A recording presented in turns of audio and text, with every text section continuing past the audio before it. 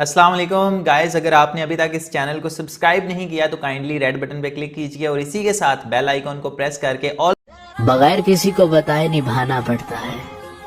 یہ عشق راز ہے، اس کو چھپانا پڑتا ہے. ہم تیرے بغیر ہی اچھے تھے جانا. ایک ایسا پیار ہے جو ہر دن جتانا پڑتا ہے. زندگی اس کی چاہت پہ بار دی ہم نے، محبت اپنی کسی کو ادھار دی ہم نے. اس سے جنت میں ملنے کا گماں ہے مجھ کو، جس کی خواہش میں سانسیں بھی ہار دی ہم نے. جو اپنا نہیں اس پر حق کیا جتانا، اور جو تکلیف نہ سمجھے اسے درد کیا بتانا.